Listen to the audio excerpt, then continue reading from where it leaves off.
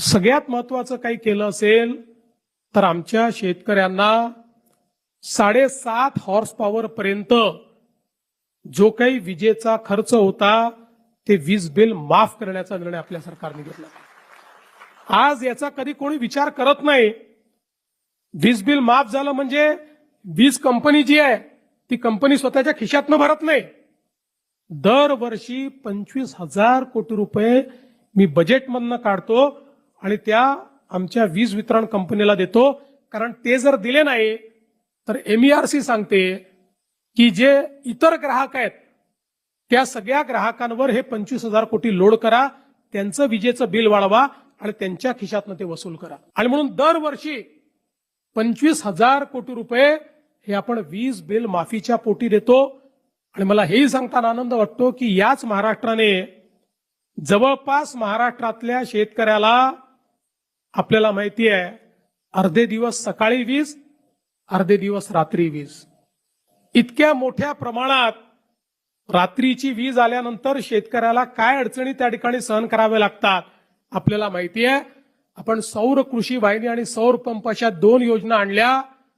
मला सांगताना अभिमान वाटतो की जे आम्ही सांगितलं आज राज्यातल्या 76% शेतकऱ्यांना आम्ही दिवसा वीज देतो आणि आमचा प्रयत्न हे वर्ष संपता 100% शेतकऱ्यांना दिवसा वीज आम्ही देऊ आणि 8 तास आम्ही देतो। 10 तास द्यायचे, नंतर 12 तास द्यायचे, दिवसा 12 तास आमच्या शेतकऱ्यांना त्या ठिकाणी मोफत वीज देण्याचा निर्णय आम्ही करतो। आणि आता याच्याही पेक्षा एक अजून चांगला निर्णय जो आज मी जाहीर करणार आहे। आपल्याला कल्पना आहे की 7.5 हॉर्स पॉवर पर्यंत आता तुम्हाला बिल येत नाही, पण तुमच्या प्रत्येकाच्या नावाने जुनं बिल आहे, प्रत्येकाच्या नावाने आहे, ते खात्यात आहे, लिहून ठेवलंय, कधीतरी वसुलीला येऊ शकतं। आणि कुठलंही दुसरं कनेक्शन घ्यायचं झालं तर तो लाईनमन चेक करतो, तुमच्यावर तर आहे जुनं बिल, मिळत नाही तुम्हाला। आणि म्हणून आता मी हा निर्णय घेणार आहे की 7.5 हॉर्स पॉवर पर्यंतचं जे जुनं बिल आहे 48,000 कोटी रुपयाचं जुनं बिल वसूल करायचं आहे। ते 48,000 कोटी रुपयाचं जुनं बिल आम्ही माफ करणार आहोत।